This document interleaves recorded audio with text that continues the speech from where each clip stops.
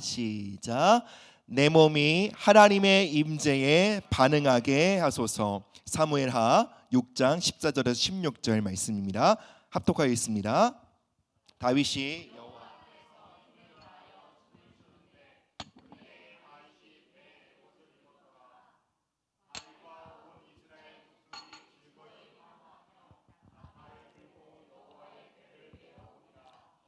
여호와의 궤가 다윗 성으로 들어올 때에 사울의 딸 미갈이 창으로 내다보다가 왕이 앞에서 뛰놀며 춤추는 것을 보고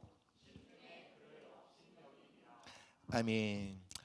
여러분 기도회 가운데 은혜 받고 계신가요? 하나님 여러분의 삶에, 특별히 여러분의 몸에 새로운 일을 행하시기를 축복합니다. 똑같은 상황인데 내 몸의 반응이 전혀 다른 거예요. 이러한 흐름들을 경험해 보시길 바래요. 어저께 저희 막내 아이가 한 20번 깬 것 같아요. 자는데 이제 보통 한 10번 정도 깨고 나면 인내심이 한계가 오거든요. 알아듣지 못하는 아이에게 짜증이 나가기 시작합니다. 어저께 한 20번 정도 깨는데 제가 그 짜증에 반응하지 않는 거예요. 제 몸이 피곤하죠. 내 피곤함, 부담감, 내일 잠을 못 자면 내일 컨디션이 안 좋을 텐데 이런 불안감, 여기에 반응하지 않는 거예요.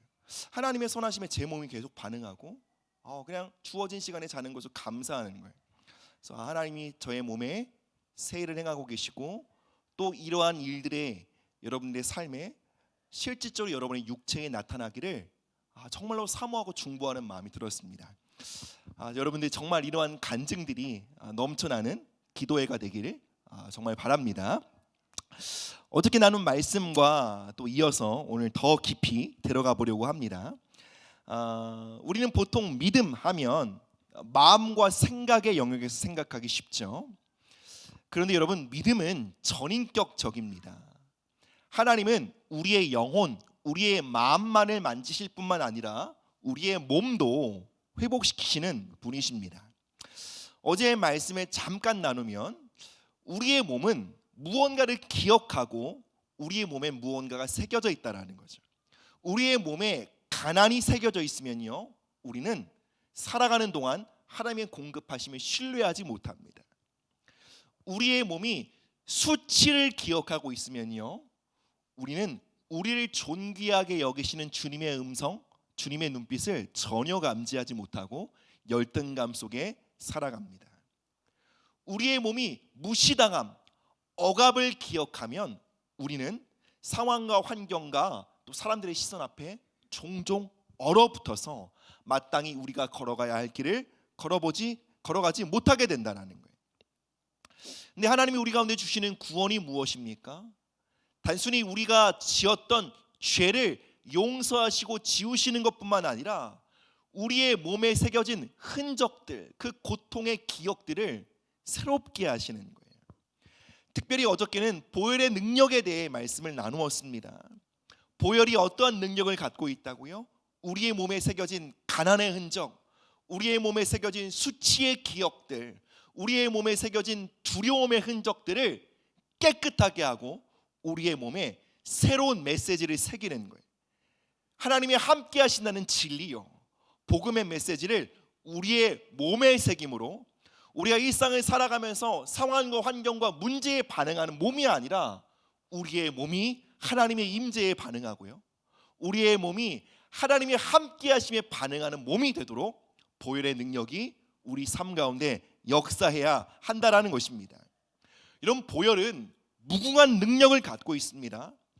그럼에도 우리가 그 능력을 제한적으로 누리고 있는 이유는 하나님의 말씀이 주어졌음에도 불구하고 그 보혈의 효력에 대해서 우리가 무지하기 때문이에요. 우리가 보혈의 효력을 바로 알고 그리고 그 믿음 안에 굳게 서서 보혈을 사용하기 시작할 때, 여러분, 보혈은 우리의 마음과 생각뿐만 아니라 우리의 몸에 각인되어 있는 죄의 흔적들, 고통의 흔적들까지 새롭게 하는 능력인 줄 믿습니다. 그래서 여러분들 보혈의 능력을 믿고 신뢰하시고 그 보혈의 능력을 의지하여 기도할 때에 여러분의 몸의 반응들이 새로워지는 또 예배가 되기를 주님의 이름으로 축복합니다. 오늘 이 영역에서 더 깊이 들어가 보자고 합니다. 성령께서 오늘 이 예배를 통해 어저께 우리가 굉장히 낯선 주제를 다루었지만 더 깊은 차원으로 우리를 인도해 가시리라고 믿습니다. 먼저 그 이야기를 시작하면서 성경의 한 인물이죠, 사울의 이야기를 먼저 나누려고 합니다. 여러분, 사울은 베냐민 출신입니다. 베냐민 지파 하면 작은 지파예요. 그리고 베냐민 지파에서도 사울의 가문은 그닥 크지 않은 영향력을 가진 아주 작은 가문이었어요. 즉 배경으로 보면 사울은 초라한 사람이었다는 거죠. 근데 하나님의 은혜가 무엇입니까? 그의 배경이 그를 규정하지 못하게 하는 것이 하나님의 은혜예요. 그가 비록 천한 가문의 출신일지언정 하나님의 은혜는 그를 새롭게 규정합니다. 그에게 기름 부어 그를 왕으로 세우는 것이었습니다. 그는 하나님께 존귀한 자라고 세움을 받고 성령의 기름을 받아 왕으로 세워졌으나 안타깝게도 그의 몸은, 그의 인생은 그를 존귀하게 말씀하시는 주님의 눈빛과 그에게 왕으로서의 존귀한 기름을 부으시는 성령의 능력에 반응하는 삶, 반응하는 몸이 아닌 그의 몸은 수치에 깊이 묶여있는 몸이었습니다. 그래서 그는 한평생 수치에 묶여 수치에 반응함으로 결국 하나님의 축복과 부르심을 상실해가는 삶을 살아가게 되었습니다. 첫 번째로 하나님께서 그를 이스라엘 왕으로 세우는 자리에 여러분 사울이 어떻게 했죠? 그는 집더미 속에 숨어버리고 말았습니다. 여러분 그의 몸은 수치 가운데 잠식당에 있었습니다. 그는 수치의 문화 속에 살아왔던 것이죠. 그는 오랫동안 이 메시지를 들어왔습니다. 너는 앞에 서면 안 돼. 누군가에게 너 자신을 드러내는 것은 매우 위험한 일이야. 내가 나서면 망신당할 거야. 그는 태어나면서부터 수치가 주는 말을 학습해왔고 그가 살아가는 가문에는 이 수치의 영적 기후가 아주 팽배히 있었던 것입니다. 여러분 수치에 사로잡힌 사람들은요 하나님이 부르실 때 숨습니다. 매우 겸손해 보이죠. 난 할 수 없어요. 저는 부족해요. 그러나 수치에 사로잡혀 있기 때문에 물러서는 거예요. 겸손이 아닙니다. 부르심은 은혜의 자리요 하나님과 동행하는 자리임에도 불구하고 수치에 사로잡혀 있으면요 부르심이 위협으로 느껴지게 됩니다. 또 두 번째로 수치에 사로잡혀 있던 사울은 타인이 인정받고 타인이 존귀함을 받는 것을 견디지 못하는 사람이었습니다. 사울이 이스라엘 왕이 되어 다스릴 때에 다윗이 아주 그 블레셋 적군의 적장인 골리앗을 무너뜨리죠. 사람들은 다윗을 칭찬하기 시작합니다. 다윗에게 열광하기 시작합니다. 그러자 사울의 몸이 수치에 반응하기 시작합니다. 수치가 다시 그의 삶을 이끌어가기 시작합니다. 수치가 그의 삶에 말 걸기 시작합니다. 저 사람이 높아지면 넌 미천해질 거야. 저 사람이 누군가에게 사랑을 받으면 너는 버려짐을 당할 거야. 결국 사울은 수치에 사로잡혀 다윗을 향한 증오와 공격적인 행동을 하게 됩니다. 그를 죽이려고 창을 던지게 됩니다. 여러분 수치에 사로잡힌 사람들은요 주변 사람들이 나보다 열등하다고 느낄 때 안정감을 느낍니다. 그래서 발전할 수 있는 기회를 언제나 잃어버립니다. 늘 주변 사람들이 자기보다 떨어진다고 느낄 때 안정감을 느껴요. 주변 사람들이 자신보다 탁월하다고 느낄 때, 뛰어나다고 느낄 때, 자신보다 더 존귀하게 세움을 받을 때 수치의 사람들은 위축감을 느낍니다. 불편해집니다. 세 번째로요 수치에 사로잡힌 사울은 하나님의 영광보다 자기 체면을 중요시 여기는 사람이었습니다. 사울이 하나님께 불순종함으로 사무엘에게 책망을 받죠. 그때 사울은 사무엘에게 이렇게 말합니다. 선지자 사무엘이시여, 제발 백성들 앞에서 내 체면 좀 살려주세요. 제발 백성들 앞에 내 체면을 한 번만 세워주셔서 내가 부끄러움을 당하지 않게 해달라고. 여러분, 그는 하나님의 영광, 하나님의 뜻을 따르는 것보다 자신의 체면이 떨어지는 것이 훨씬 더 심각한 문제였습니다. 그는 하나님의 영광과 하나님 앞에서 내가 어떠한 사람으로 서 있는지보다 사람들 앞에 내가 어떠한 사람으로 보여지는지가 훨씬 더 중요한 사람이었습니다.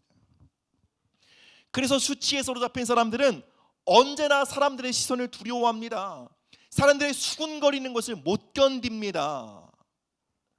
그리고 자신의 잘못이 드러날 때 그것을 받아들이지 못하고 언제나 그것을 합리화하고 변명합니다. 내가 이랬던 것은, 이런 잘못을 했던 것은 이런 이유가 있기 때문이라고 그럴듯한 핑계를 언제나 댑니다.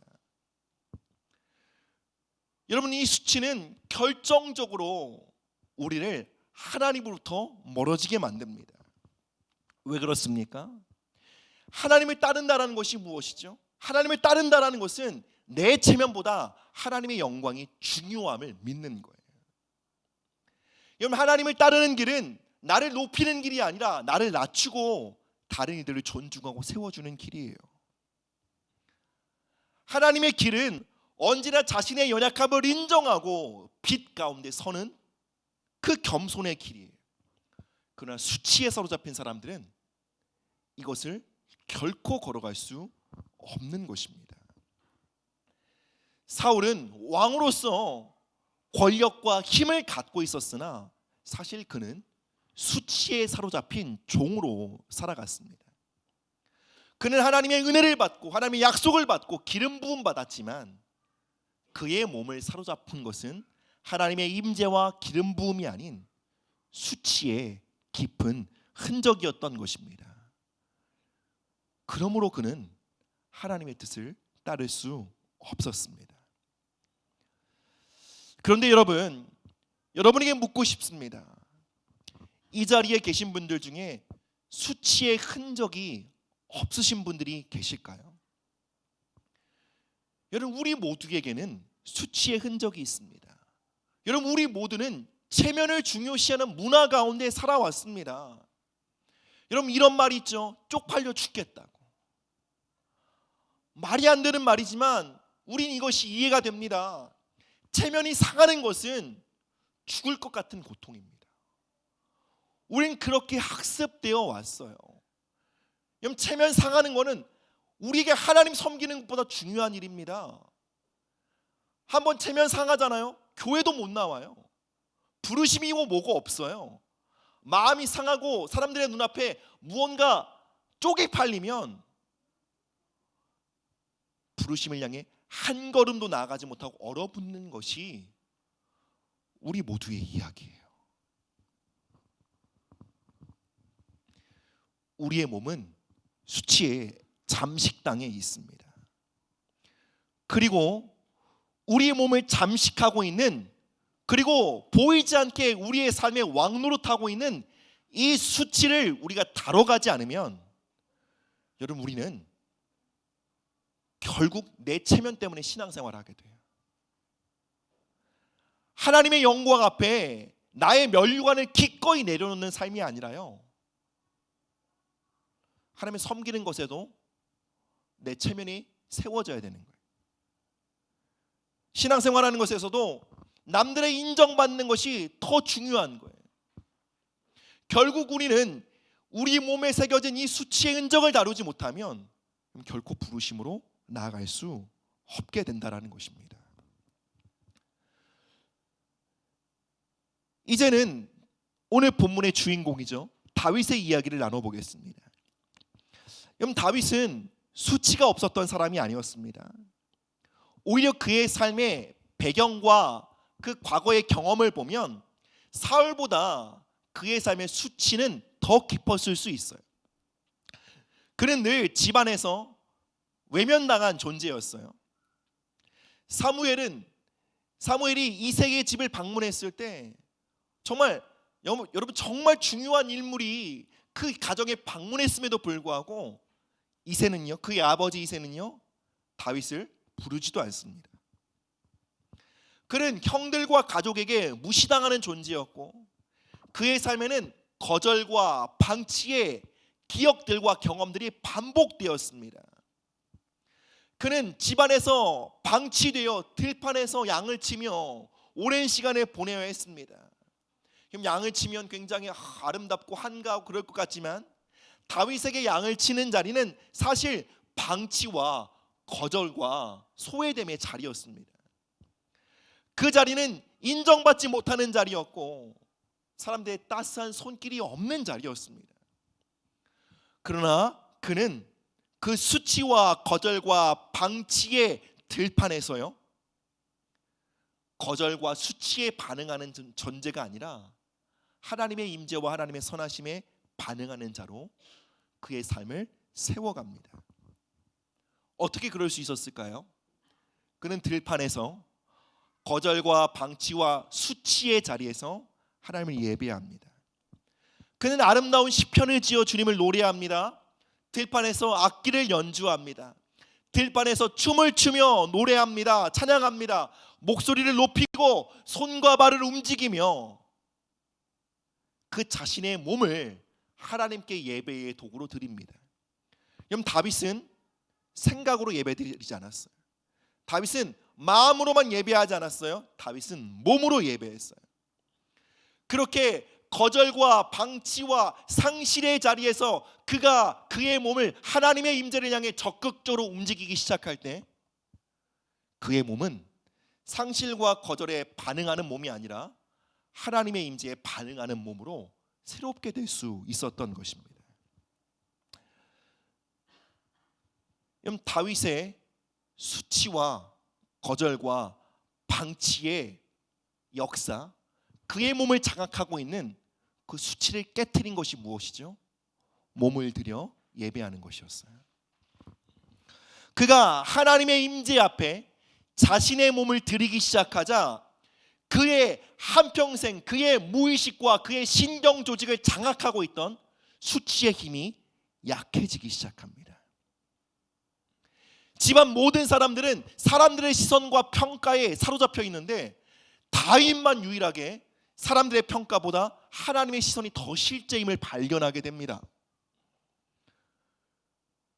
그리고 사람들의 평가나 인정보다 하나님의 눈빛과 하나님의 시선과 나를 향하신 하나님의 인정이 그의 인생에 더욱더 중요한 요소로 그의 삶에 나타나게 됩니다. 그리고 오늘 함께 읽었던 본문에서 매우 결정적인 장면이 나오죠. 여러분 이 얘기는 아마 주일학교 애들도 다 알 거예요.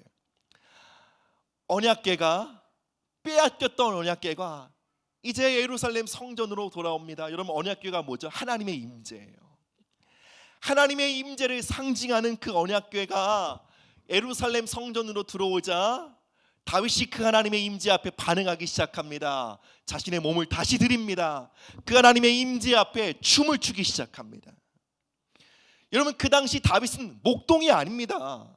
아무도 모르는 무명인이 아니에요. 다윗은 왕이에요. 다윗은 왕으로서 체면이 있었고 그를 바라보는 수많은 사람들의 시선이 있었습니다. 다윗은 왕으로서 수많은 사람들의 시선에 압박을 받고 있었고 사람들의 평가에 대한 두려움이 그를 늘 압박하고 있었습니다. 그 사람들에 대한 시선과 체면과 평가가 그를 조종하려고 그를 압박하고 있었던 것이죠. 그런데 그 자리에서 왕의 자리에서 그는 그 모든 것을 내려놓고 하나님의 임재 앞에 반응하기로 결정합니다. 나는 사람들의 평가와 나의 체면과 사람들의 시선 앞에 반응하는 존재가 아니라 나는 하나님의 임재 앞에 나의 몸을 드릴 거야. 그 법궤 앞에서 옷이 정말 뒤집어질 정도로 열광적으로 자신의 몸을 들여 예배합니다. 그는 그렇게 예배하는 가운데 수치는 다시 한번 그의 마음 건네 말을 걸었을 것입니다. 야, 너 왕이잖아. 체면 차려. 너가 그렇게 춤을 추는 모습을 보이면 사람들이 너를 어떻게 생각하겠어? 왕으로서의 권위와 채통이 사라지지 않겠어? 수치가 다윗에게 말을 걸기 시작합니다. 그러나 그는요, 하나님의 임재 앞에 춤을 추며 뛰며 찬양하면서 무엇을 선언합니까? 나의 몸은 사람들의 평가에 반응하는 몸이 아니야. 나의 몸은 하나님의 영광을 위해 창조된 몸이야. 나는 사람들의 시선보다 하나님의 시선을 더 의식할 거야. 사람들의 평가와 사람들의 인정이 나를 세우는 것이 아니라 나를 세우는 분은 하나님이셔. 나를 존귀하게 하는 것은 사람들의 인정이 아니야. 나를 진정으로 존귀하게 하는 건 그분의 눈빛이야. 그분의 말씀이야. 그것을 온몸으로 선언하는 것이 바로 법궤 앞에서의 다윗의 예배였던 거예요. 사랑하는 여러분, 이것이 우리의 몸과 우리의 무의식을 사로잡고 있는 수치가 끊어지는 방식이에요. 우리의 몸이 더 이상 사람들의 수군거림에 반응하지 않는 거예요. 우리의 몸과 마음이 사람들의 시선과 평가에 붙잡히지 않는 거예요. 우리의 몸이 그분의 눈빛과 나와 함께 하신다는 그분의 임재와 그분의 말씀 앞에 반응하는 몸으로 우리의 몸을 거룩하게 봉헌하는 것입니다. 그런데 이 다윗이 자신의 왕으로서의 수치와 체면을 깨트리고 돌파하며 예배하는 그 자리에서 그 장면을 누가 비웃습니까? 바로 미갈입니다. 우리 함께 사무엘하 6장 20절의 말씀만 함께 보실까요? 꽤 기네요. 읽겠습니다. 시작. 다윗이 자기의 가족에게 축복하러 돌아오매 사울의 딸 미갈이 나와서 다윗을 맞으며 이르되 이스라엘 왕이 오늘 어떻게 영화로우신지 방탕한 자가 염치 없이 자기의 몸을 드러내는 것처럼 오늘 그의 신복의 계절종 눈앞에서 몸을 드러내셨도다 하니. 어려운 한글 성경이지만 여러분 대충 그 미갈의 언어에 조롱, 수치가 잠식되어 있는 것이 느껴지십니까? 여러분 다윗이 지금 어떤 상황이죠? 다윗이 하나님의 임재 앞에 자신의 몸을 들여 예배할 때 여러분 그의 몸이 하나님의 임재를 담는 그릇이 된 거예요. 여러분 우리의 몸이 우리의 마음이 하나님의 임재에 잠식되잖아요. 그러면 사랑하고 싶은 마음이 막 흘러가요. 축복하고 싶은 마음이 흘러가요. 그래서 다윗이 이렇게 열정적으로 예배한 이후에 백성들을 아무도 거저 보내지 않아요. 다 먹을 것을 주고 축복하고요. 물질로 축복하고 막 백성들을 축복하고 기도하고 한 이후에 다윗이 어떻게 해요? 이제 가족들을 축복하러 온 거예요. 근데 바로 그 자리에 그 장면에서 미갈이 다윗을 조롱합니다. 아니 왕이시여 체면도 없이 채통도 지키지 않겠습니까? 당신의 모습을 보고 사람들이 어떻게 생각하겠습니까? 여러분 이것은 단순히 다윗을 향한 미갈의 평가가 아니었습니다. 그것은 바로 수치의 언어였습니다. 그리고 이 장면에서 성경은 아주 재미있고 또 아주 정확하게 이 장면을 묘사하는데요. 그냥 미갈, 다윗의 아내 미갈이라고 하지 않고 어떻게 미갈을 표현하죠? 사울의 딸 미갈이라고 말해요. 이 사무엘하 6장을 보면 바로 앞절만 해도요 미갈이 또 나와요. 근데 거기도 사울의 딸 미갈이에요. 사울의 딸 미갈이에요. 성경은 정확하게 미갈을 사울의 딸이라고 소개합니다. 왜 그랬을까요? 사울이 어떤 사람이었어요? 한평생 수치에 사로잡혀 사람들의 평가와 사람들의 시선에 사로잡혀 있으므로 하나님의 부르심을 잃어버리고 스스로 자멸한 인간. 한평생 수치의 문화와 영성 안에 살아왔던 그 동일한 영성을 누가 물려받고 있는 거예요? 미갈이요. 미갈은 다윗을 조롱합니다. 그에게 수치를 주려고 공격합니다. 그런데 여기서 다윗의 말이 너무 멋져요. 왕이시여 당신이 이렇게 생각하면 사람들이 어떻게 당신을 평가하겠습니까? 라는 이 말 앞에 다윗이 이렇게 말해요. 나는 하나님 앞에서 한 거야. 나는 하나님 앞에서 한 거야. 그분이 나를 세우셨으니, 그분이 나를 존귀하게 여기셨으니 사람들의 조롱이 나를 무너뜨릴 수 없어. 그분이 나를 왕으로 세우셨으니, 그분이 천한 베들레헴 출신 아무도 모르는 목동인 나를 귀히 여기시고 왕의 자리에 세우시고 존귀하게 여기셨으니 온 열방이 나를 조롱하고 비웃어도 난 낮아질 수 없어. 다윗이 이렇게 말합니다. 그리고 이어서 다윗이 이렇게 말하죠. 한글 성경이 이렇게 돼 있어요. 내가 여호와 앞에 뛰놀리라. 여러분, 이것을 히브리어 원어시로 보면 1인칭 완료형이에요. 뭐냐면 개인의 확신과 개인의 삶을 향한 선언과 다짐을 담고 있는 말이에요. 즉 한글말로 다시 새롭게 번역하면 이런 뜻이에요. 나는 앞으로도 계속해서 하나님 앞에 내 몸을 들여 뛰며 온 몸으로 그분을 예배할 거야. 나는 수치 앞에 반응하는 몸이 아니라 나는 그분의 임재 앞에 반응하는 몸으로 살아갈 거야.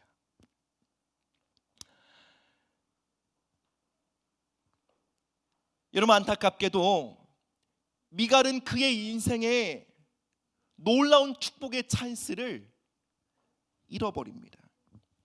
다윗이 하나님의 임재와 기름 부음으로 충만하여 그의 가족을 축복하러 옵니다. 근데 축복하러 오는 다윗의 마음을 짓밟습니다. 그것은 단순히 다윗을 조롱한 것이 아니에요. 다윗을 통해 그를 축복하려 오시는 하나님의 임재를 거부한 거예요. 여러분, 이것이 무엇을 말합니까? 우리의 몸이 수치에 사로잡혀 있잖아요. 그럼 초자연적으로 하나님의 복을 빗나가요. 하나님이 우리를 축복하시기 위한 은혜의 자리에서 우리 스스로 비껴나가요.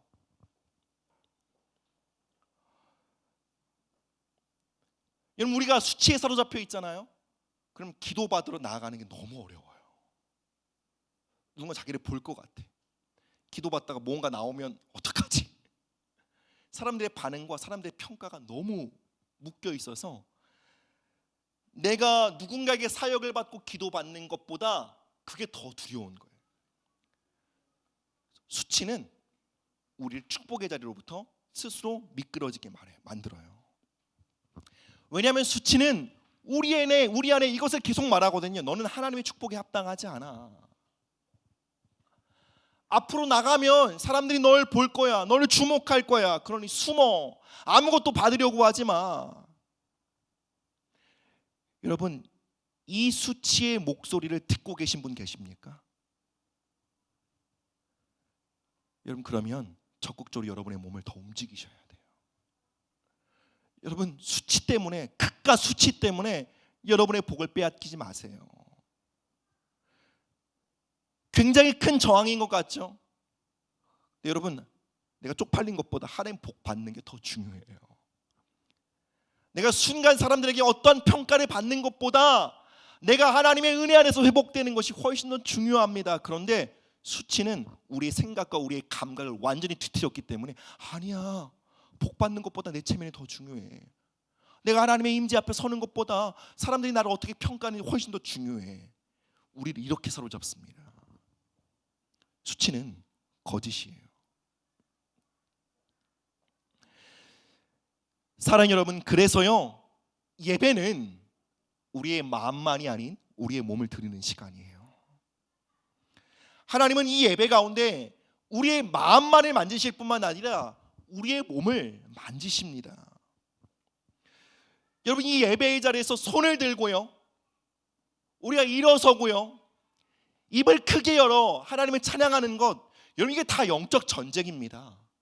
우리의 몸을 사로잡고 있는 그 저항들을 깨트리고, 하나님, 내가 더 이상 수치와 두려움과 미래에 대한 불안에 내 몸이 사로잡히지 않고, 주님, 저는 이제 하나님의 임재에 반응하는 몸이 되길 원합니다. 그것을 선언하는 것이 뭐라고요? 내 몸을 들여 예배하는 거예요. 박수를 치고 뛰면서 일어서고 큰 소리로 주님을 찬양하는 거예요. 여러분, 우리가 이렇게 예배 드릴 때 어떻게 된다고요? 우리 몸 사로잡고 있는 수치의 힘이 깨어지기 시작한다라는 거예요. 그리고 우리의 몸이 이제 하나님의 임재에 반응하는 몸이 된다라는 거예요. 어저께 제가 말씀드렸죠. 저는 정말 굉장히 깊은 수치심에 사로잡힌 사람이었어요. 뭐 이 배경은 나중에 또 얘기하겠지만 어쨌든 저는 굉장히 수치가 심했어요. 사람들의 평가와 시선이 굉장히 무서웠고 그래서 늘 주눅이 들어 있었어요. 매우 소심한 사람이었어요.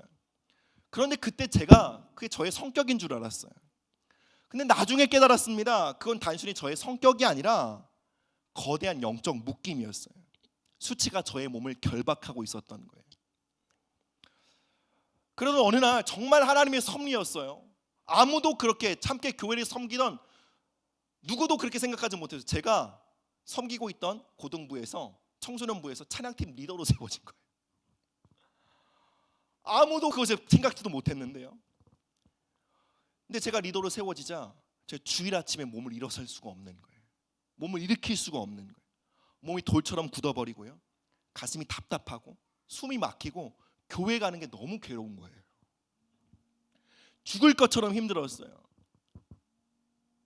한번 찬양 인도를 하고 내려오면 정말 엄청난 절망과 두려움에 사로잡힙니다. 그래서 그 섬기는 시간 동안에 많은 시간 하나님께 이렇게 기도해서 하나님 저를 왜 이 자리에 세우셨습니까? 하나님을 원망했어요. 그 시간 속에 수치는 저에게 말을 걸었습니다. 너 같은 게 무슨 리더야? 너 같은 존재는 사람들 앞에 서면 안 되는 사람이야. 사람들이 너의 시체를 안다고 생각해봐. 얼마나 실망할까? 이 자리에서 네가 삑사리로 내봐. 너는 조롱당하고 말 거야. 하나님은 그 자리에서 제가 얼마나 수치에 사로잡혀 있는 사람인지 제가 깨닫게 하시고 그리고 그 자리에서 저의 수치를 다뤄가게 하셨어요. 제가 섰던 직분이 찬양팀 리더잖아요. 하나님이 그 자리에서 저를 한 가지 가르치셨는데 바로 몸으로 찬양하는 법을 가르치셨어요. 하나님 저에게 악기를 가르치기 시작했어요. 여러분 악기도 그냥 음악적 재능으로 배운 게 아니에요. 이게 몸을 들이는 거예요. 몸을 움직이잖아요. 손가락으로 움직이잖아요. 몸으로 찬양할 수 있도록 그때는 몰랐어요. 왜 악기를 배우게 하실까? 악기 할 사람이 없으니까 일단 배워야 했고 근데 하다 보니까 제 몸이 예배에 더 깊이 참여하게 되는 거예요. 그리고 어느 순간 손을 들고 목소리를 내고 몸을 움직여 예배하는 법들을 가르치셨어요. 여러분 그러자 전 정말 예상치도 못한 하나님의 은혜를 경험했어요. 수치가 제 몸에서 깨어져 가기 시작하는 거예요. 사람들의 시선이 저를 압도하지 않는 거예요. 제가 정말 이 자리에서 이 자리에 올라가는 게 막 바들바들 떨었어요. 어떻게 해야 될지 모르겠어요. 근데 점점 사람들 이 앞에 있는 회중의 눈보다 저와 함께 하신 하나님의 임재가 더 현실이라는 것이 믿어지는 거예요. 그게 아는 게 아니라 너무 느껴지는 거예요. 너무 느껴지는 거예요. 제가 몸을 들여 찬양하는 그 걸음을 통해 하나님 제 몸에 새겨진 수치의 각인들을 깨트리셨어요. 그리고 이 수치의 각인들을 깨트리는 그 과정 없이요, 여러분 저는 결코 부르심을 걸어갈 수 없었을 거예요. 여러분 저는 지금의 배우자를 만날 수도 없었고요, 목회자로서의 걸음도 불가능했습니다. 그리고 제가 이 수치의 각인 속에 만약에 살아가고 있다면 저는 오늘도 저의 자녀를 수치로 가리키고 있을 거예요. 야, 너 이렇게 살면 사람들이 어떻게 생각하겠어? 이게 목사라는 직분이 이게 수치로 가리키기 굉장히 좋은 거거든요. 야, 교인들이 나 아빠를 어떻게 생각하겠니? 야, 네가 이렇게 신앙생활하면 아빠 체면이 뭐가 돼? 저는 지금도 저희 아이들을 수치로 조종하려는 아빠가 돼 있을 거예요. 이게 얼마나 큰 재앙일까요?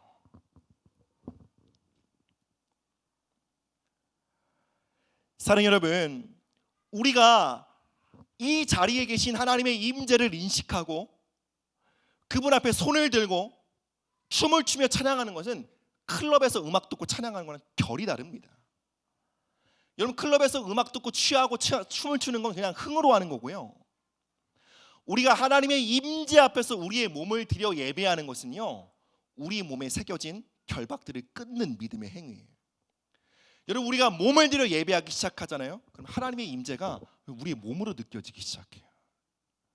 상황과 문제와 사람들의 시선보다 하나님의 임재가 감각되기 시작해요. 여러분, 하나님의 임재가 감각된다고 생각해 보세요. 그럼 어떻게 이전과 똑같은 삶을 살아요? 나를 바라보는 하나님의 그 따스한 시선이 사람들의 차가운 시선보다 더 큰 실제로 느껴진다고 생각해 보세요. 그럼 어떻게 이전 삶으로 돌아갈 수 있겠어요? 여러분, 우리는 다윗이 하나님의 법궤 앞에서 춤을 추며 찬양했던 이 장면을 그저 이렇게 생각해. 와, 다윗 열정적이다. 와, 다윗 정말 진짜 춤을 잘 췄나 보다. 근데 여러분, 다윗이 하나님의 임재 앞에 그렇게 춤을 추며 예배했던 것은 그의 성격이 열정적이어서 그런 게 아니라, 그가 춤을 잘 춰서 그랬던 게 아니라, 정확히 얘기하면 다윗은 그래야만 살 수 있는 사람이었기 때문에 그래요.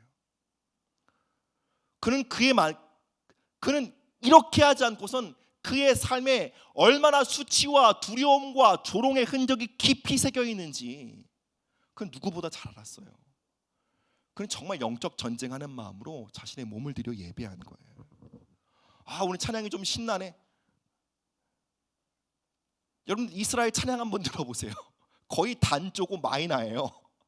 빠른 찬양이 거의 없어요. 그 찬양에 춤춘다는, 아, 오늘 좀 음악이 신나네, 막 밴드 막 그런 게 전혀 아니에요.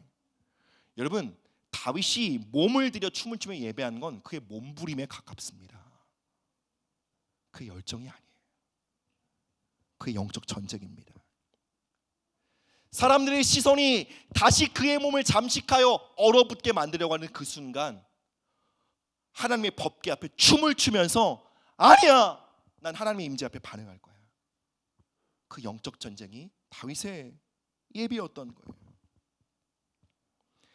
사랑하는 여러분, 이 예배의 자리에서 우리 마음만으로 예배하면 안 됩니다.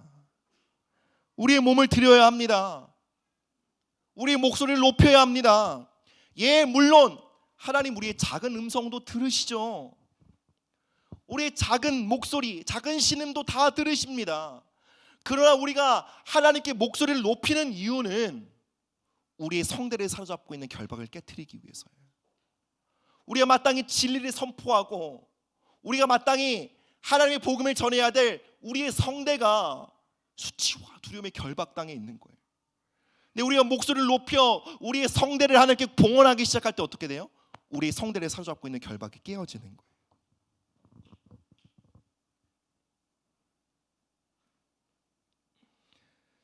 사랑하는 여러분, 여러분의 몸을 들여 예배하십시다. 손을 드십시오. 남들이 어떻게 보면 무슨 상관입니까? 일어서십시오. 발을 구르십시오. 박수를 치십시오. 다윗처럼 춤을 추십시오. 여러분, 이것은 결코 과도한 열정이 아닙니다. 이것은 순종입니다.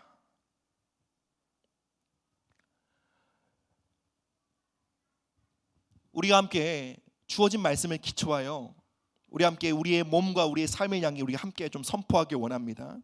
저를 따라 한번 선포해 주십시오. 함께 선포하겠습니다. 나의 몸은 수치와 두려움이 아닌 하나님의 임재에 반응하도록 창조되었다. 나의 몸은 사람들의 인정을 받기 위해 존재하는 것이 아니라 하나님의 임재를 담는 그릇이며 하나님의 영광을 나타내는 도구다. 나는 지금 내 몸을 들여 찬양하고 예배함으로 수치의 결박을 끊고 하나님의 임재에 반응할 것이다. 아멘. 이 시간 거의 말씀 메시지를 봐서는 우리가 춤을 추며 찬양해야 될 것 같지만 아직 어려우신 분들 계시기 때문에 우리가 내 손을 높이 들고 내 손을 주께 높이 듭니다. 이 찬양으로 함께 예배하기 원해요. 제가 여러분 권면하고 싶고 도전하고 싶어요. 다리가 불편하지 않으시면 한번 일어나 보세요. 여러분 이거는 예배의 순서로서 그런 게 아니라 주님 앞에 우리의 몸을 드리는 의미예요. 그리고 찬양 가사에 맞게 어떤 분들은 손을 드셔도 좋고요. 내 마음을 활짝 엽니다 할 때 내 마음에 가슴에 손을 얹어줘도 좋아요. 이 찬양의 후렴은 이렇게 고백합니다. 슬픔 대신 희락을, 재 대신 화관을. 여기서 말하는 재가 바로 수치입니다. 우리가 우리의 몸을 들여 주님을 예배하기 시작할 때 우리의 몸에 새겨진 그 재, 그 수치를 깨뜨리시는 성령의 능력이 오늘 이 예배 가운데 풀어질 것을 믿습니다. 우리 함께 기도하며 찬양하며 나가도록 하겠습니다. 내 손을 주께, 내 손을 주께 높이 듭니다.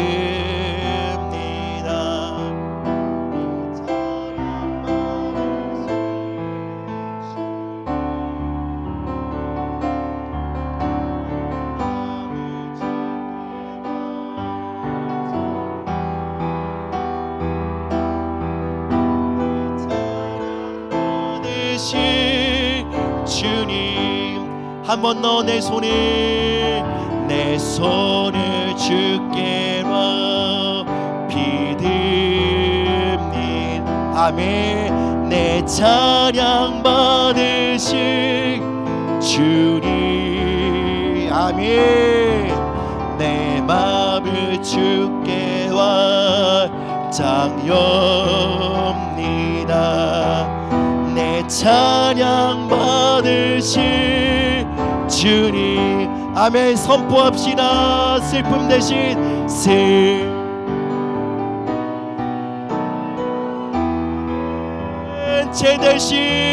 재 대신 화관을, 근심 대신 찬송의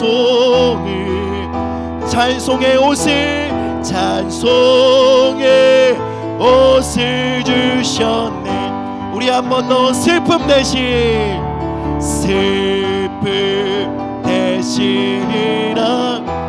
이 시간 성령께서 우리의 몸을 만지십니다.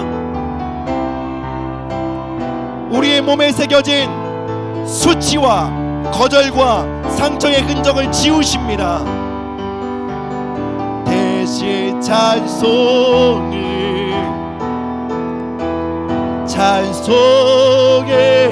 옷을 주셨네. 이 시간 함께 기도하십시다. 성령님, 이 시간 우리의 몸 위에 임하여 주옵소서. 수치로 사로잡혀 있던 우리의 몸을 자유케 하여 주시고, 하나님, 우리의 몸이 사람들의 시선과 평가에 얼어붙는 몸이 아닌 하나님의 임재와 하나님의 선하심에 반응하는 몸이 되도록 우리의 몸을 회복시켜 주옵소서. 여러분 예수님의 이름으로 선포하세요. 예수님의 이름으로 선포합니다. 하나님의 찬양하는 우리의 목소리를 묶고 있는 수치의 영아 떠나갈지어다. 하나님을 향해 나아가는 우리의 발걸음을 묶고 있는 수치의 영아 떠나갈지어다. 하나님을 섬기도록 창조하신 두 손을 묶고 있는 모든 수치의 영아 떠나갈지어다. 우리 함께 기도하며 나가십시다. 예, 주님, 우리의 몸을 결박하는 수치의 영아, 우리의 자녀들의 삶을 결박하는 수치의 영아 떠나갈지어다. 예수님의 이름으로 우리의 몸과 우리의 신경과 우리의 무의식을 장악하는 수치의 영아, 예수님의 이름으로 열어오니까 너는 우리와 상관없다. 예, 주님, 우리의 손을 들어 주님을 예배합니다. 우리의 몸은 주님의 성전입니다. 우리의 몸은 주님의 임재를 담는 그릇입니다. 우리의 몸은 하나님의 임재에 반응하는 통로입니다. 우리의 몸은 하나님의 영광을 위해 창조되었습니다. 할렐루야. 우리의 몸을 회복시켜 주옵소서. 우리의 몸을 회복시켜 주옵소서. 예, 주님 감사합니다. 예, 주님 감사합니다. 예, 주님 감사합니다. 사랑하는 여러분, 우리 한 가지만 더 기도하겠습니다. 우리 다음 주부터 우리 키즈 캠프, 청소년 캠프가 진행됩니다. 여러분 키즈 캠프, 청소년 캠프 때 정말 하이라이트는요, 하나님의 임재 앞에 우리 아이들이 열정적으로 뛰며 찬양하는 거예요. 여러분 그건 조명이 좋아서 음악이 신나서 뛰는 게 아니에요. 그저 아이들이 흥이 많아서 체력이 넘쳐서 그러는 게 아니에요. 여러분 그 시간이 어떤 시간이냐면 아이들, 여러분 정말 청소년 아이들 생각해 보세요. 여러분 정말 옷이 필요해 있어 사는 것이 아니라 또래 친구들의 평가에 때문에 그 옷을 입어야 되는 게 청소년이에요. 여러분 얼마나 우리 아이들이 이 세상의 평가와 친구들, 또래 시선들에 사로잡혀 결박되어 살아가고 있는지 아마 여러분들 부모님 더 크게 느끼실 거예요. 근데 여러분 캠프에요, 아이들이 그 시간 속에 말씀을 듣고요, 성령께서 역사하시고 그들이 하나님의 임재 앞에 뛰며 예배할 때요, 어떤 일이 일어난다고요? 그들의 인생을 결박하고 있던 수치의 결박이 끊어지는 거예요. 그리고 그들이 이제 사람들의 시선이 아닌 나를 부르시는 그분의 눈빛 앞에 반응하며 걸어가는 몸이 되는 거예요. 여러분 이러한 회복 없이 청소년들 결국 그들의 부르심을 살아갈 수 없습니다. 우리 아이들 결국 대학도 사람들의 시선 때문에, 결국 결혼도 사람들의 시선 때문에, 결국 주변 사람들 비 맞히다가 아주 비참하게 사울처럼 인생을 마치게 되는 거예요. 여러분 그 인생 우린 결코 우리 자녀들에게 물려줄 수 없어요. 수치에 사로잡힌 우리의 인생의 흔적들을 우린 결코 우리 자녀들에게 유전으로 물려줘서는 안 됩니다. 하나님 우리 자녀들 캠프에 참석하는 우리 다음 세대들 하나님을 찬양하며 그들의 몸을 들여 예배할 때에 그들의 인생을 결박하고 있던 하나님의 수치의 영의 역사가 깨어지게 하여 주시옵소서. 우리 한 번 더 기도하며 나가도록 하겠습니다. 예수여, 주님 이 시간 기도합니다. 하나님 우리 아이들의 삶을 묻고 결박하는 수치의 영의 흔적들이 깨어지게 하여 주시옵소서. 주여, 우리 아이들이 하나님의 임재 앞에 뛰며 예배하며 노래할 때에 하나님 그들의 성대와 그들의 온몸을 자각하고 있는 수치의 영의 결박이 깨어지게 하시고 주 놀라운 자유가 그들의 삶에 풀어지게 하여 주시옵소서. 하나님 우리 참석하는 우리 주일학교 학생들, 우리 청소년 청년들 주님의 이름으로 축복합니다. 하나님 그들의 몸에 하나님 세일을 하여 주시옵소서. 그들의 감각을 새롭게 하시옵소서. 주님 그들의 몸이 하나님 사람들의 시선에 얼어붙는 몸이 아니라 하나님의 임재에 반응하는 몸이 되도록 주님 기름 부어 주시옵소서. 샤리 사라바 쿠라바리 슈아바라 카라바라바라바라. 할렐루야, 할렐루야. 결박이 풀릴지어다. 수치의 영아 우리 자녀들의 삶에 떠나갈지어다. 할렐루야. 결박이 풀어집니다. 결박이 깨어집니다. 우리 자녀들의 삶에 하나님의 임재가 그들의 몸에 풀어집니다. 그들의 삶에 성령의 기름 부으심이 그들의 몸에 기름 부음이 임합니다. 주여, 예 주님 오늘 이 밤에 하나님 놀라운 일을 행하시옵소서. 주님 감사합니다. 주님 감사합니다. 주님 감사합니다. 주님 감사합니다. 주님 감사합니다. 주님 이 예배에 하나님의 선하신 임재로 방문하여 주시니 주님 너무나 감사드립니다. 주님 이 예배 속에 우리의 마음만이 아닌 우리의 몸도 주님 만져주시니 참으로 감사합니다. 주님 우리의 몸은 더 이상 수치의 종이 아닙니다. 우리의 몸은 더 이상 사람들의 평가에 얼어붙고 사람들의 시선에 이리저리 휘둘리는 몸이 아닙니다. 주님 이제 우리의 몸은 당신의 임재에 반응하는 몸이 되었음을 선포합니다. 이제 하나님의 선하심과 주님의 약속에 반응하는 몸이 되었음을 선포합니다. 하나님 오늘 이 예배의 자리에 풀어진 자유가 그들의 일상 속에서도 더 깊이 풀어지게 하여 주옵소서. 눈에 보이는 현실보다 우리 삶을 압박하는 문제보다 하나님의 선하심이 더 큰 실제임을 그들의 몸이 반응하게 하여 주옵소서. 감사드리며 이 모든 말씀 예수 그리스도의 이름으로 기도드립니다. 아멘.